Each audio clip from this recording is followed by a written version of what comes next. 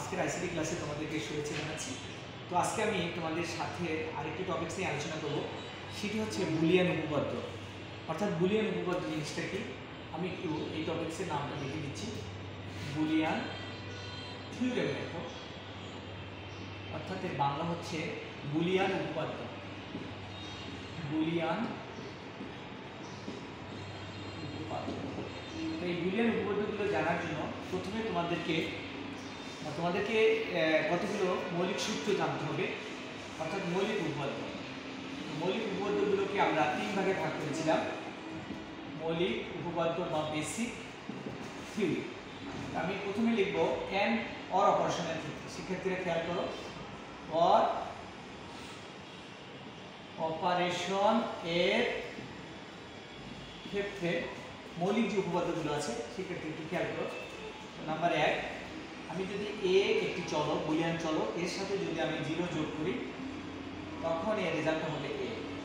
অর্থাৎ এ একটি চলক, তার সাথে আমি অর অপারেশন করেছি। অর মানে যোগের কাজ বা যোগের ক্রিয়া হয়েছে। এখানে এ প্লাস 0 সমান সমান এ হবে। এটা হচ্ছে অপারেশন, অর অপারেশনের কাজ। এরপরে যদি আমি আরেকটি চলকের সাথে, অর্থাৎ এ একটি চলক, বুলিয়ান চলক, তার সাথে যদি আমি 1টাকে অর অপারেশন করি তাহলে এর রেজাল্টটা হবে 1। তারপরে আরেকটি উপপাদ্য হচ্ছে, আমি যদি দুইটি বুলিয়ান চলককে অর অপারেশন করি একই রকমের, অর্থাৎ এ একটি বুলিয়ান চলক আর আরেকটি হচ্ছে এ একটি বুলিয়ান চলক, এই দুইটা বুলিয়ান চলকের মধ্যে যদি আমি অর অপারেশন করি অর্থাৎ যোগের ক্রিয়া করি তখন এর রেজাল্ট হবে এ। এ মানে একটি বুলিয়ান চলক। যদি একটা চলক হচ্ছে তোমার এ, আরেকটি চলক হচ্ছে এ ইনভার্টার বা এ নট, অর্থাৎ এ একটি চলক, এই চলকটার বিপরীত চলক হচ্ছে এ নট, এই দুইটি চলকের মধ্যে যদি আমি এন্ড অপারেশন করি অর্থাৎ এ প্লাস এ নট সমান সমান হবে 1 হবে।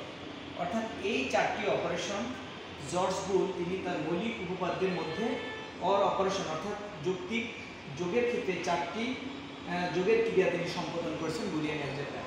এই চারটি সূত্রকে বলা হয় মৌলিক উপপাদ্য। এটা শুধুমাত্র অর অপারেশনের ক্ষেত্রে প্রযোজ্য, অর্থাৎ যোগের ক্রিয়ার ক্ষেত্রে প্রযোজ্য। তো শিক্ষার্থীরা একটু খেয়াল করো,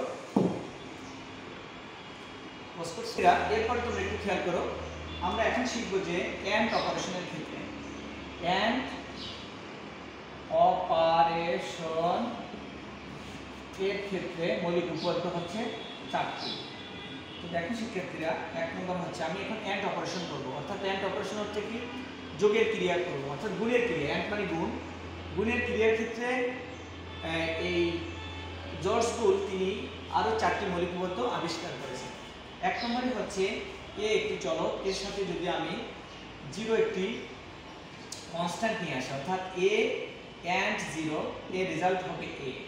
এ একটি চলক, তার সাথে আমি 0 একটি কনস্ট্যান্ট নিয়েছি, এই কনস্ট্যান্টের সাথে যদি এন্ড অপারেশন করি তার আলটিমেট রেজাল্টটা হবে 0 হবে। ঠিক আছে? তো শিক্ষার্থীরা এরপরে দেখো, এ একটি চলক, তার সাথে যদি একটি 1 কনস্ট্যান্ট নিয়ে আসি তার ভিতরে যদি এন্ড অপারেশন হয় তার রেজাল্ট হবে এ। এরপরে দেখো আরেকটি সূত্র হচ্ছে, আমি যদি এর সাথে আরেকটি অপারেটর অর্থাৎ আরেকটি চলক যদি বুলিয়ান চলকে নিয়ে আসি তার ভিতরে যদি এন্ড অপারেশন হয় তাহলে তার রেজাল্টটা হবে এ। শিক্ষার্থীরা লাস্ট আরেকটি অপারেশন দেখো, এ একটি বুলিয়ান চলক, তার সাথে যদি এ একটি নট বা কমপ্লিমেন্ট নিয়ে আসি অর্থাৎ এ ইনটু এ কমপ্লিমেন্ট, এর রেজাল্ট হবে 0। অর্থাৎ এই 4টি ক্রিয়া হচ্ছে যৌক্তিক গুণের ক্রিয়া, অর্থাৎ এন্ড অপারেশনের ক্ষেত্রে এই 4টি মৌলিক উপপাদ্য প্রযোজ্য হবে কি বুলিয়ান অ্যালজেব্রায়। তো শিক্ষার্থীরা এরপর আমরা পূরকের ক্ষেত্রে আরও আমাদের হাতে একটি সূত্র আছে, অর্থাৎ আমি যদি ধরো এ একটি চলক, এর উপর যদি ডাবল নট সাইন দিই তখন যে সূত্রটা হবে সেটা হবে এ। অর্থাৎ এর উপর এ একটি বুলিয়ান চলক এবং তার উপরে যদি আমি দুইটা কমপ্লিমেন্ট ব্যবহার করি অর্থাৎ দুইটা নট সাইন ব্যবহার করি, এ ডাবল কমপ্লিমেন্ট সমান হবে এ।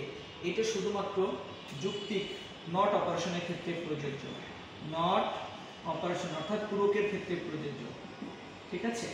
নট অপারেশনের ক্ষেত্রে এটা প্রযোজ্য হবে।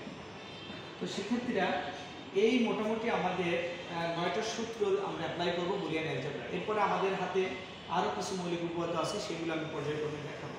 তো শিক্ষার্থীরা একটু খেয়াল করুন। ওকে শিক্ষার্থীরা, এরপরে আরও কিছু আমাদের সূত্র আছে, সেটা হচ্ছে আমরা যদি বিনিময় সূত্রটা দেখি, বিনিময় সূত্র বা বিনিময় উপপাদ্য। বিনিময় উপপাদ্য হচ্ছে এরকমে, আমরা এখানে দেখি যদি a প্লাস বি হয় তাহলে তুমি লিখবা b প্লাস এ, অর্থাৎ a একটি চলক বুলিয়ান চলক, b একটি বুলিয়ান চলক। এই দুইটা বুলিয়ান চলকের মধ্যে যদি কি হয় বিনিময় করো, তাহলে তুমি b প্লাস এ অথবা a প্লাস বি সমান b প্লাস এ লিখতে পারো। আরেকটি হচ্ছে শিক্ষার্থীরা খেয়াল করো, যদি তুমি লেখো এ বি, তাহলে এ বি এর সাথে তুমি লিখতে পারো বি এ, অর্থাৎ এ একটি বুলিয়ান চলক, বি একটি বুলিয়ান চলক। এই দুটোর মধ্যে যদি বিনিময় করো, এবং অবশ্যই দুটোর মধ্যে কি অ্যান্ড অপারেশন হয়েছে, আর এটা হচ্ছে কি or operation, A or B, আর এটা হচ্ছে বি অর এ। তাহলে এটা কি যুক্তিক যোগের ক্ষেত্রে প্রযোজ্য হয়েছে বিনিময়, আর এটা যুক্তিক অ্যান্ডের ক্ষেত্রে প্রযোজ্য হয়েছে শিক্ষার্থীরা। এরপরে ধরো আমরা আরেকটা জিনিস শেখাবো, অনুষঙ্গ বা অ্যাসোসিয়েটিভ ল। অনুষঙ্গ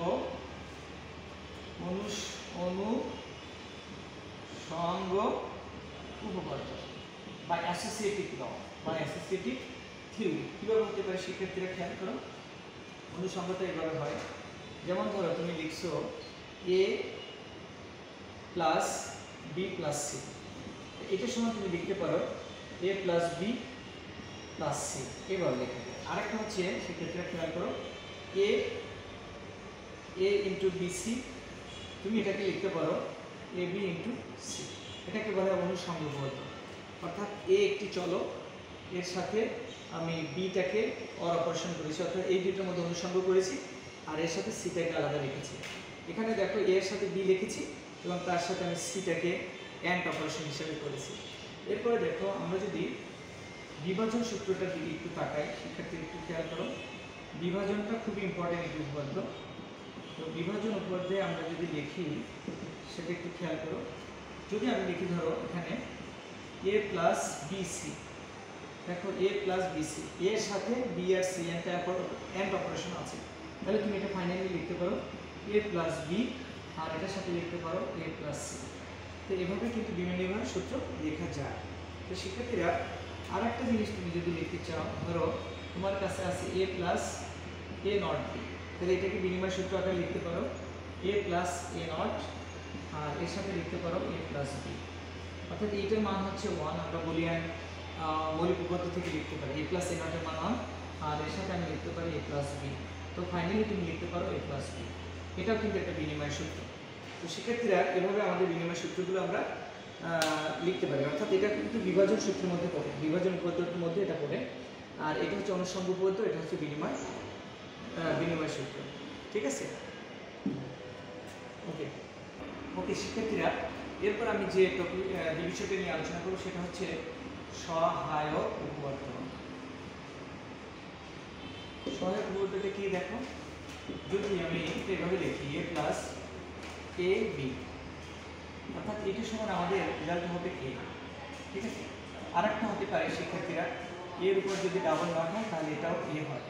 এই দুটোকে আমরা কি বলতে পারি, সহায়ক উপপাদ্য বলতে পারি। লাস্ট ওয়ান হচ্ছে ডি মর্গানের সূত্র, ডি মর্গানের উপপাদ্য, এটা খুবই ইম্পর্টেন্ট। ডি মর্গানের উপপাদ্য হচ্ছে দুই চলকের ক্ষেত্রে দেখো, যদি দুটো চলক এ প্লাস বি এর উপর যদি কমপ্লিমেন্ট থাকে, তখন এই চলক দুটি আলাদা ভাবে হবে, A complement into B complement. আরেকটা হতে পারে এ আর বি এই দুটোর মধ্যে যদি কমপ্লিমেন্ট করো তাহলে তুমি পাবে কি A complement plus B complement. অর্থাৎ এটা গাণিতিক ব্যাখ্যাটা আমি এই দুটো ম্যাথমেটিক্যাল প্রবলেম, কিন্তু আমি যদি এটা গাণিতিকভাবে বলতে চাচ্ছি যে দুইটি চলকের যদি পূরকের মান দুইটি চলকের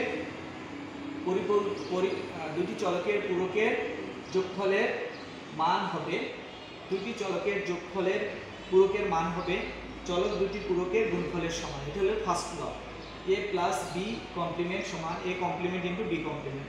আর সেকেন্ড লটা হচ্ছে দুইটি চলকের কমপ্লিমেন্টের মান হবে গুণফলের মান হবে, দুইটি চলকের গুণফলের পূরকের মান হবে চলক দুটির পূরকের যোগফলের সমান হবে, অর্থাৎ এ বি কমপ্লিমেন্ট সমান A complement plus B complement. এই দুইটা সূত্র হচ্ছে ডি মর্গানের সূত্র, এবং এই দুইটা সূত্র অবশ্যই দুইটা চলকের ক্ষেত্রে প্রযোজ্য হবে, বুলিয়ান চলক, একটা হচ্ছে এ একটা হচ্ছে বি। যদি চলক তিনটে হয়, সাপোজ ধরো তুমি যদি এভাবে দেখো, যদি আমি লিখি a plus B plus C, এটা যদি কমপ্লিমেন্ট আকারে লেখো তাহলে তুমি লিখতে পারো a complement B complement C complement. তারপর তুমি আরেকটা লিখতে পারো, যদি a বি সি কমপ্লিমেন্ট হয় তাহলে তুমি লিখতে পারো a complement plus B complement plus C complement. অর্থাৎ এটা তিন চলকের ক্ষেত্রে ডি মর্গানের এই দুইটা সূত্র আমরা লিখতে পারি। তো সেক্ষেত্রে আজকের ক্লাস আমি এখানেই শেষ করছি। সকলের জন্য শুভকামনা রইল। আল্লাহ হাফেজ।